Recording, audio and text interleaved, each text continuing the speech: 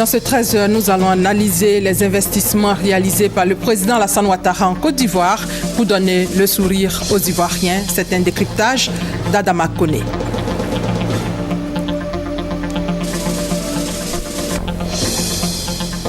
Et l'une des grandes réalisations du chef de l'État, c'est le pont Henri Konan-Bédié dont le péage est entré en vigueur depuis ce matin après environ une semaine de gratuité.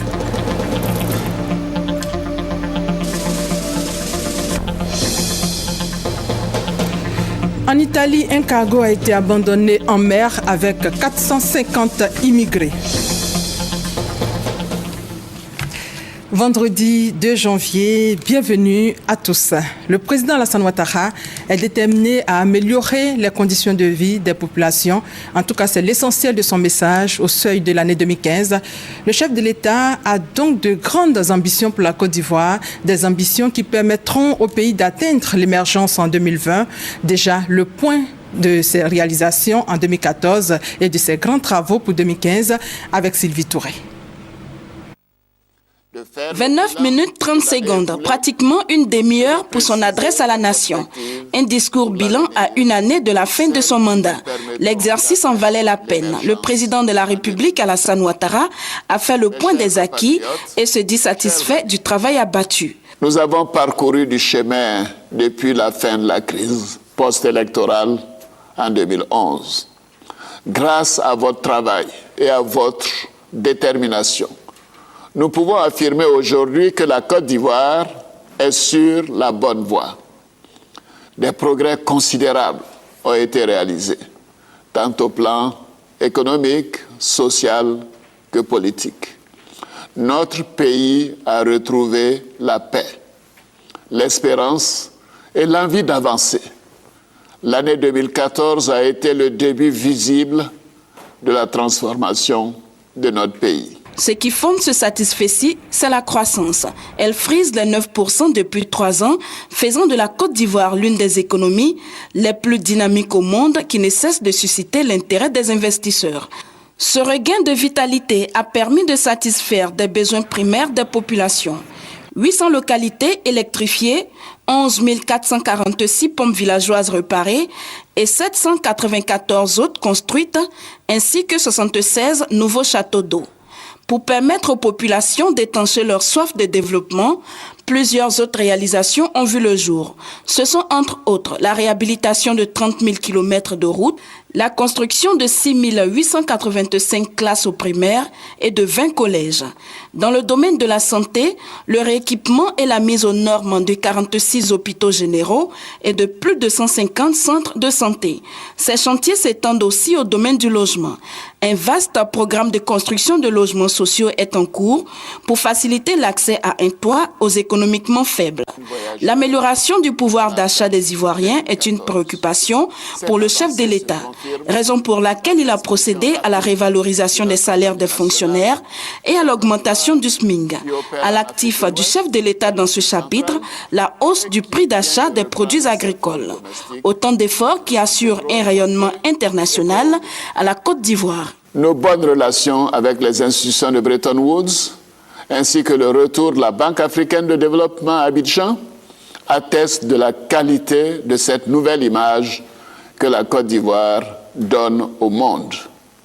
Notre pays est de retour sur la scène internationale. Sa voix compte à nouveau. Sa signature est respectée. En témoigne le succès éclatant de l'émission de Rebond en 2014 et les bonnes notations de la Côte d'Ivoire. 2015 sera l'année de la confirmation pour la Côte d'Ivoire qui poursuivra sa marche vers l'émergence en passant bien sûr par l'amélioration des conditions de vie des populations. De grands travaux verront encore le jour. L'école subira également une profonde réforme. Elle sera obligatoire dès septembre 2015 dans le cadre du programme L'école pour tous. Le chef de l'État a également annoncé la construction de 4 nouvelles universités à Mans, San Pedro, Bondoukou et à Bengourou après la réhabilitation des universités d'Abidjan et de Bouaké. Alassane Ouattara s'est dit préoccupé par la santé de ses concitoyens. Il prévoit la réhabilitation des hôpitaux, en plus de la couverture maladie universelle qui vient d'être mise en place. Autre préoccupation et non des moindres, la question de l'emploi des jeunes. Je sais que la problématique de l'emploi, notamment l'emploi des jeunes, demeure une réelle préoccupation. C'est pourquoi j'ai fait de la politique de l'emploi et de la création d'activités pour les jeunes un engagement personnel. Il y a eu des avancées importantes, avec plus d'1 million d'emplois créés depuis ma prise de fonction, essentiellement dans l'agriculture et dans le secteur informel. Nous ferons en sorte que les prochaines années soient celles du plein emploi pour les jeunes. Après l'état des lieux et les enquêtes réalisées tout au long de l'année 2014, nous pouvons maintenant annoncer la mise en place prochaine d'une structure dotée d'un fonds pour régler durablement le problème de l'emploi des jeunes dans notre pays. Les victimes de guerre n'ont pas été oubliées. Elles sont inscrites au budget 2015 avec une enveloppe de 10 milliards de francs CFA pour leur indemnisation. Bref, le président de la République a annoncé de grands chantiers qui nécessiteront de gros moyens. Mais où trouver ces ressources? Certainement dans la diversification de l'économie qui désormais pourra s'appuyer sur un deuxième pilier qui est celui des mines et de l'énergie. En cette année électorale, le chef de l'État, pour finir, a exhorté les acteurs politiques à œuvrer pour la paix et pour la victoire de la démocratie qui passe par la transparence des élections, gage de la stabilité et du développement. L'avenir nous appartient. Oui, l'avenir nous appartient. Je vous invite à aimer davantage notre pays, à le servir avec enthousiasme, loyauté et fierté, car la Côte d'Ivoire est notre bien le plus précieux. Soyons fiers d'être Ivoiriens, fiers de notre grand pays. Dans l'adresse du chef de l'État, il faut aussi souligner les investissements déjà réalisés dans le pays. Le président se félicite de la croissance moyenne annuelle du pays qui est de 9% avec des réalisations qui confortent sa marche vers l'émergence. Décryptage avec Adama Koné. Le cœur léger le 31 décembre 2013. Un immense plaisir le 31 décembre 2014. D'une année à l'autre, le président de la République Alassane Ouattara a de réelles raisons d'être un leader heureux. Illustration récente, la mise en service du pont Henri Konan Bédié le 16 décembre. Bien avant, c'était l'inauguration de la station d'eau de Yopougon. Deux faits symboliques relevant de l'économique et du social. Ces infrastructures concourent en effet à la facilitation des échanges, des déplacements ainsi qu'à l'amélioration des conditions de vie de la population. Ce n'est pas tout. Le meilleur est à venir à l'analyse du discours du chef de l'État. C'est à croire que 2015 s'annonce avec beaucoup d'optimisme. Aussi, le président de la République s'empresse-t-il de prendre date avec les Ivoiriens pour des actions imminentes. Dès le mois de janvier 2015, nous procéderons à l'inauguration du pont de Boisflé et de la station d'approvisionnement en eau potable de la ville d'Abidjan à partir des forages de Bonois. Ainsi, la mise en service de cette infrastructure clé et le centre de traitement d'eau de Yopougon nous permettront de combler totalement le déficit en eau potable de la ville d'Abidjan. Je suis donc heureux de vous annoncer que dès fin janvier 2015, il n'y aura plus de problème d'eau à Abidjan. Dans les mois qui suivront, nous allons inaugurer le pont de Jacquesville, les ponts de Béoumi et de Bassawa, l'autoroute Abidjan-Bassam et bien d'autres chantiers encore. Si ces réalisations sont des acquis, d'autres prévisions sont bien logées sur l'agenda présidentiel. Il s'agit notamment du 4e pont pour relier Yopougon à l'île Boulé, du 5e pont entre Yopougon et Atekoubé, de la réhabilitation et de l'élargissement du boulevard Lagunaire, du boulevard de Marseille ou encore de l'aménagement du carrefour Akwaba. Nous allons également démarrer les travaux du train urbain, notre métro d'Abidjan, qui permettra de désengorger notre capitale économique et de lui donner l'allure des grandes métropoles mondiales. Des réalisations et des programmes qui produisent déjà leurs effets. Le pays vient de battre en effet le record de fréquentation, avec plus d'1 500 000 voyageurs rien que par voie aérienne en fin 2014. Et vous l'avez entendu, l'une des plus grandes réalisations du chef de l'État, c'est le pont HKB.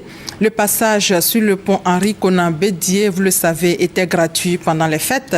Eh bien, après une semaine de cadeaux de fin d'année, cette gratuité a pris fin à minuit. Les véhicules qui emprunteront ce pont, qui relie Makori à Cocody à partir de ce 2 janvier, vont devoir payer le passage. Nos reporters, Mahamadou Traoré, Hassan Berete et Francis Boifo, étaient sur le pont HKB pour constater la fin de la gratuité.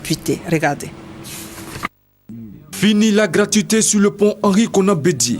Le passage sur le 3e pont d'Abidjan est payant depuis ce vendredi 2 janvier 2015. Il est de 500 francs CFA pour les motocyclistes et véhicules légers du personnel, 1500 francs CFA pour les véhicules à 2 essieux ou de type minicar et 3000 francs CFA pour les poids lourds. Les usagers en ont fait le constat ce matin. J'ai payé 500 francs pour le pont. C'est bon, c'est bon. Je suis arrivé et on m'a dit 500 pour la moto. Et j'ai donné 2000, on m'a remis 1500 plus un ticket. Les 3 modes de paiement annoncés par le gouvernement sont eux aussi opérationnels. Dès ce matin, les 3 modes sont opérationnels. Le mode manuel, c'est-à-dire le paiement en monnaie, qui est le paiement traditionnel. L'abonnement, les gens ont déjà commencé à retirer leur bague depuis ce matin, c'est aussi opérationnel. Et le paiement par téléphone aussi par 2 opérateurs de téléphonie mobile, c'est aussi opérationnel depuis ce matin. Nous sommes occupés. Quand tu viens, avec la carte, c'est plus rapide. On n'a pas besoin de questions monnaie, tout. Avec la carte, tu payes 5 000, c'est rapide. Sont exemptés des tarifs du péage sur le pont Henri Konan Bédié les véhicules d'intervention de sapeurs-pompiers militaires, les ambulances et les véhicules d'intervention des forces de défense et de sécurité. La circulation sur le pont Henri Konan Bédié était gratuite depuis le 19 décembre 2014, date de son ouverture à la circulation. Le péage du pont HKB coïncide avec cette première bonne nouvelle de 2015 pour les automobilistes. C'est la baisse des prix de l'essence et du gasoil. Le prix de l'essence super à la pompe passe de 739 à 690 francs, soit une baisse de 49 francs CFA. Celui du gasoil passe de 600 à 590 francs CFA, soit une réduction de 10 francs. Les automobilistes saluent cette décision dans ce reportage de Francis Boifo. C'est un soulagement pour les automobilistes et autres usagers en ce début d'année. De 739 francs CFA, le prix du litre du super à la pompe est passé à 690 francs et celui du gasoil de 600 à 590 francs CFA, soit une baisse de 49 francs sur le prix du litre du super et de 10 francs sur celui du gasoil. De toute façon, on vient de quitter dans la fête que si ça baisse, parce qu'on a beaucoup dépensé, si ça baisse, ça nous fait du bien. Ouais, ça nous fait du bien. Donc on remercie le gouvernement que ça continue comme ça. En tant que chauffeur de taxi, le prix qui a baissé, vraiment ça me rapporte. Parce que c'est la recette que je cherche. Or, si le prix est très haut, le prix est cher, ça joue sur ce que je peux gagner dans la journée. Donc, du moment que ça a baissé, ça me permet d'équilibrer certaines choses. Avec cette nouvelle mesure, c'est une réduction de 60 francs sur le litre du super et de 25 francs pour le gasoil depuis un mois. En décembre dernier, le super avait baissé de 11 francs à la pompe et le gasoil de 15 francs. 2015 commence bien pour les couches les plus défavorisées de la ville de Grand-Bassam. Le maire Georges-Philippe Ezalé a conduit une caravane humanitaire dans les prisons, dans les hôpitaux. Le compte-rendu de Serge Kolia. La caravane humanitaire de solidarité et de partage, initiée par la mairie de Grand-Bassam en faveur des couches sociales défavorisées, a sillonné différents quartiers de la ville centenaire. Les veuves et orphelins, les familles démunies ont reçu des vivres pour leur permettre de bien rentrer dans la nouvelle année. Le maire Georges-Philippe Ezalé et son équipe ont également visité les hôpitaux pour apporter soutien, réconfort et surtout redonner espoir à ces malades cloués dans leur lit. La prison civile n'a pas été oubliée. Le don de nourriture a été réceptionné par le régisseur. Le représentant des détenus s'est réjoui de ce geste de haute portée sociale. À Grand-Bassam, la mairie entend placer 2015 sous le signe de la paix, de l'unité et de la cohésion sociale. Une année de paix véritable, de réconciliation, d'union, mais également une bonne année à tous nos visiteurs, parce que Bassam est une terre donc, de visite. La mairie veut davantage se rapprocher des populations, améliorer leurs conditions de vie, tout en renforçant l'image de ville touristique et historique de la première capitale de la Côte d'Ivoire. Favoriser également l'unité et la paix entre les Ivoiriens en cette année 2015, c'est le vœu du ministre Ahmed Bakayoko. Son message aux religieux a été délivré par le directeur général des cultes, Messamba Bamba, à l'occasion d'un grand rassemblement des chrétiens évangéliques au stade Félix Houphouët-Boigny à Abidjan. Serge Kolia. Au moment où s'ouvre l'année 2015, le ministre d'État, ministre de l'Intérieur et de la Sécurité, Ahmed Bakayoko, par la voix du directeur général des cultes, Messamba Bamba, se réjouit de l'unité et de la fraternité entre les religieux en Côte d'Ivoire. Les actions de la conférence épiscopale et de la commission interreligieuse de dialogue, indique le directeur général des cultes, ont permis de renforcer les liens entre chrétiens et musulmans et entre les Ivoiriens en général. C'est pourquoi, ajoute-t-il, le ministre Bakayoko appelle les hommes de Dieu à placer 2015 sous le signe de la réconciliation et de l'unité retrouvée. Toujours à l'écoute des religieux, le directeur général des cultes entend en 2015 améliorer les conditions pour des pèlerinages réussis en Terre Sainte pour les chrétiens et les musulmans. Et justement, concernant les fidèles musulmans, le Maoulid sera célébré dans la nuit de samedi à dimanche, un événement qui marque la naissance du prophète de l'islam, annonce faite par les responsables du COSIM, le Conseil supérieur des imams en Côte d'Ivoire. Extrait.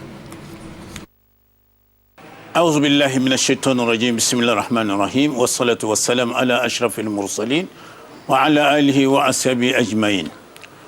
Le Conseil supérieur des imams en Côte d'Ivoire, avec à sa tête l'imam Aboubakari Fofana, guide la communauté musulmane de Côte d'Ivoire, informe la communauté nationale que le Maoulid, anniversaire de la naissance de Mohammed sallallahu alayhi wa sallam, le prophète de l'islam, sera célébré en Côte d'Ivoire dans la nuit du samedi 3 au dimanche 4 janvier 2015. À titre d'information, nous rappelons que la cérémonie officielle cette année aura lieu, Inch'Allah, à la grande mosquée de la Riviera Golfe à partir de 21h et ceci jusqu'à l'aube, Inch'Allah. Les imams souhaitent bon Maoulid à toutes et à tous. Une page santé avec la direction régionale de la santé et de la lutte contre le sida de la région du Gor qui a organisé récemment une journée dédiée à la lutte contre le VIH-Sida, une occasion choisie par les organisateurs pour sensibiliser les acteurs locaux sur le sida. Abou Joseph et Thérèse Tapeyoboué pour plus de détails. La cour de la préfecture de Gagnoa a servi de cadre à la cérémonie de lutte contre le VIH-Sida dans la région du Gor. Selon Dr Dominique Bissier, point focal VIH-Sida à la direction régionale de la santé, il y a un espoir évident pour les mamans porteuses du virus, notamment celles de la région du Gor, d'avoir des enfants sains. Toutefois, Dr Dominique Bissier a relevé le non-retrait des tests VIH par la population. Au niveau de Gagnoa et Oumé, la sensibilisation à l'endroit des populations est faite. Mais le problème, lorsqu'on a fait le rapport VIH du premier semestre, nous avons constaté que toutes les personnes ne retirent pas leurs résultats. Et donc la recommandation qui a été faite à cet effet, c'est d'encourager les personnes qui ont fait leur dépistage à venir retirer leurs résultats pour qu'on puisse les insérer dans la file active, c'est-à-dire qu'on puisse les encourager à prendre leur traitement. En Côte d'Ivoire, selon les organisateurs, des avancées notables ont été enregistrées ces dernières années. La preuve, la prévalence du VIH est passée de 4,7% en 2005 à 2,7% en 2013. Des résultats probants, fruits des efforts conjugués du gouvernement, des partenaires au développement et des collectivités décentralisées. Et la sensibilisation au dépistage doit continuer afin d'endiguer ce fléau des temps modernes. Les acteurs locaux, médecins, infirmiers et responsables d'ONG qui se sont impliqués dans la prise en charge du VIH-Sida dans la région du Go ont reçu des diplômes d'honneur et d'encouragement. Le fonds de prévoyance de la police vient de doter la police nationale d'une ambulance médicalisée ainsi que d'importants matériels médicaux. Objectif, permettre aux policiers d'avoir accès aux soins médicaux de première nécessité en un temps réduit. Adama Kamagate et Gabriel Zani. Une ambulance médicalisée composée d'un service de réanimation mobile et des matériels médicaux ont été remis le mercredi 31 décembre à la police par le Fonds de prévoyance de la police nationale. Le tout d'une valeur de 30 millions de francs CFA. Une remise qui intervient pour mettre fin à la souffrance des adhérents de la caisse sociale de la police nationale. Nous avons décidé de faire ces dons parce que c'est l'objectif premier du Fonds de prévoyance de la police nationale. Il faut s'occuper de la santé des policiers et de leurs ayants droit. C'est ça qui nous intéresse. Une police en bonne santé est un gage de sécurité. Le directeur de la police nationale est satisfait du soutien. Je dis grand merci au DG du Fonds de la police nationale. Parce que cela manifeste qu'il a tout intérêt à soigner les policiers. Et aujourd'hui, les policiers sont les plus heureux. Habituellement, on est obligé d'appeler un secours quelconque. Mais aujourd'hui, là, nous appelons nos médecins avec nos moyens personnels, nos moyens propres pour nous conduire à l'hôpital. Et c'est cela qui me donne une grande satisfaction. Bredou Oumbia a félicité la direction du Fonds de prévoyance de la police nationale. Pour les futurs utilisateurs, le don facilitera le travail d'intervention médicale pour les policiers en détresse. Une motivation supplémentaire pour eux dans l'accomplissement de leur mission puisque ce geste est le premier du genre. Dans les mois à venir, le fonds compte faire d'autres dons similaires. Nous sommes en pleine période d'harmattan. Depuis 5 jours, les Abidjanais sont confrontés à ce vent sec. C'est aussi pendant cette période que les feux de brousse ravagent tout sur leur passage. C'est justement pour lutter contre ce phénomène que plusieurs engins à 2 roues ont été remis à l'administration forestière. Reportage Kwadjo Kwame, Arte Boaké. 12 motos aux directions régionales des eaux et forêts. Une partie du don du président de la République à l'administration forestière pour sauvegarder le patrimoine naturel ivoirien. Pour le conseil régional du Bélier, cette richesse naturelle doit être préservée pour servir de cadre de réalisation d'activités agropastorales pour une saine occupation des jeunes. Des messages de sensibilisation et d'information des plus jeunes invitant les plus âgés à mettre un terme aux feux de brousse et aux incendies de forêt. La forêt, l'héritage naturel qui leur revient, s'étant rétréci comme peau de chagrin, occasionnant la misère et la pauvreté.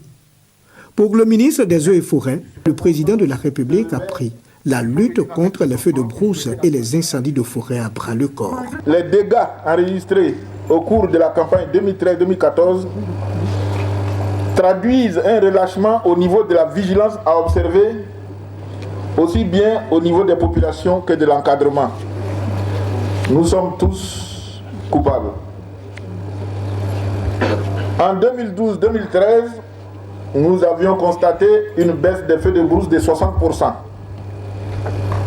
Les statistiques citées plus haut nous montrent qu'il y a eu une remontée des feux de brousse, certes moins importante, mais représentant un frein à nos efforts. Agissons tous, dès maintenant, pour sauvegarder notre environnement, nos cultures et nos vies, pour bâtir d'ici à l'horizon 2020 une Côte d'Ivoire verte, verdoyante, alléguée à nos enfants. Des comités villageois redynamisés pour une nouvelle vitalité de la forêt ivoirienne. Célébration de la journée de la jeune fille dans la sous-préfecture de Kokumbo, dans le département de Tumodi. Une journée pour sensibiliser les parents à la scolarisation de la jeune fille et attirer leur attention sur l'exploitation des enfants et sur l'extraction de l'or qui ronge la région. Commentaire, Honorina Ingori. Lutter contre les grossesses en milieu scolaire et l'exploitation des enfants demeurent des priorités majeures pour la sous-préfecture de Kokumbo dans le département de Tumodi. C'est pourquoi elle a organisé une journée dédiée à la jeune fille. Cette cérémonie qui nous réunit ce matin revêt à nos yeux une importance capitale, car il s'agit bien de susciter un espoir à ces enfants, victimes des aléas de la vie. À cette occasion, les meilleurs élèves du CEP1 au CM2 de toute la circonscription ont été récompensés, ainsi que les enfants démunis. Libérer nos amis nous rejoignent à l'école. Ce travail qui comporte beaucoup de risques, blessures, de scolarisation, voire la mort. La Gatapé, Deya Touré, Mathieu Droba, déposez les outils. À partir d'aujourd'hui, vous retournez à l'école pour toujours. Ces dons ont été possibles grâce à plusieurs donateurs, principalement le capitaine du groupement des sapeurs-pompiers de Yamoussoukro et l'ONUCI. Des journées portes ouvertes à Abengourou et à Dimbokro, couplées de l'inauguration des nouveaux locaux des agences régionales, journée initiée par l'AGEP, l'Agence d'études et de promotion de l'emploi, pour informer le grand public sur ses actions en matière d'emploi en Côte d'Ivoire. Reportage Grace Kando. Les journées portes ouvertes organisées par l'Agence d'études et de promotion de l'emploi AGEP au titre de l'année 2014 à Abengourou et Demokro ont enregistré plusieurs visiteurs, parmi lesquels de nombreux jeunes venus découvrir l'AGEP et s'informer des offres de services qu'elle leur propose. Plus de 700 jeunes ont bénéficié au cours de ces journées portes ouvertes de formations aux techniques de recherche d'emploi, à savoir entre autres la rédaction de CV, d'une lettre de motivation, la réussite de l'entretien d'embauche et la formation aux techniques de montage de projet. L'occasion a été mise à profit pour offrir aux divisions régionales d'Abengourou et de Demokro du matériel informatique. Ce matériel va permettre d'équiper les salles multimédia afin de permettre aux jeunes de ces régions l'accès à l'inscription en ligne pour faciliter leur recherche d'emploi. Ces journées promotionnelles se sont achevées sur des notes d'espoir pour les jeunes d'Abengourou et de Demokro. Selon eux, ils ne sont plus des laissés pour compte. Leur prise en charge est une priorité pour l'État de Côte d'Ivoire et tous ses partenaires au développement. Les chefs traditionnels et de communautés du Guémon s'engagent pour la paix et la réconciliation dans leur région. Ils ont mis sur pied un organe dénommé le Conseil de paix et de cohésion sociale du Guémon. Son objectif est la prévention et la gestion des conflits dans la région. F. Boué et Teresta Peyoboué. Ces têtes couronnées font désormais partie du Conseil de paix et de cohésion sociale du Guémon. Ce sont les chefs de canton Oué, les chefs des communautés d'An, Malinké, Akan, Sénoufo et CDAO. Un instrument né de leur volonté pour tourner définitivement la page des fractures sociales dans cette partie de la Côte d'Ivoire. Réconcilier nous-mêmes entre les Oué, mais aussi avec les autres peuples vivant sur notre sol pour arrêter le cycle de la violence et reconstruire la cohésion sociale fragilisée. Pour reconstruire donc cette cohésion sociale, le Conseil de paix et de cohésion sociale du Guémon comprend 3 organes, le directoire, le secrétariat exécutif et le comité de suivi, dont l'un de ses membres exhorte l'ensemble des populations à aider ces têtes couronnées afin que la paix soit de retour. Nous sommes là comme une famille rassemblée pour tracer la voie d'un nouveau destin. Un nouveau destin pour une fraternité retrouvée entre les fils et filles de la région du Guémon afin d'impulser son développement est ainsi tracé. Le canton Toubako, dans la région du Bafing, a désormais un nouveau chef. Lassina Diomandé s'engage à axer son action de développement sur la paix dans son village. Mamadou Kwasi. Lassina Diomandé est le nouveau chef du canton Toubako, canton situé dans le département de Waninou, dans la région du Bafing, au nord-ouest de la Côte d'Ivoire. Il était désigné par les 42 chefs de village qui composent le canton, à l'issue de leur assemblée générale. Lassina Diomandé devient donc le président de l'association des chefs de village du canton Toubako. Aussitôt désigné qu'il affûte ses armes, chasser les démons de la division et de la haine, avec en ligne de mire le développement local. Lassina Diomandé prône l'unité, la fraternité et la solidarité pour combattre la pauvreté. L'initiative est saluée par les cadres du département avec à leur tête Amara Diomandé, vice-président du conseil régional. Il invite les chefs à maintenir la cohésion qui règne entre eux et à faire du vivre ensemble une réalité dans le canton Toubako en vue de réduire le taux de pauvreté. Amara Diomandé a rassuré les chefs de village de l'adoption de la loi portant statut des rois et chefs traditionnels de Côte d'Ivoire. Un plan d'action qui va dans le sens de la cohésion sociale va être donné à ces chefs. Le président Alassane a dit qu'il pourra aider les Ivoiriens, mais dans l'union, dans la paix. Et nous sommes en train d'œuvrer pour cette union-là. Pour la bonne gestion du canton Toubako, le nouveau chef sera soutenu par une équipe de 7 membres, tous des chefs de village. Et il faut rappeler que l'association des chefs de village du canton Toubako a été mise en place depuis mai 2012. Et c'est la fin de ce 13h supervisé par Hervé Blé. Merci de votre fidélité. Très belle année 2015. Restez sur RTI 1.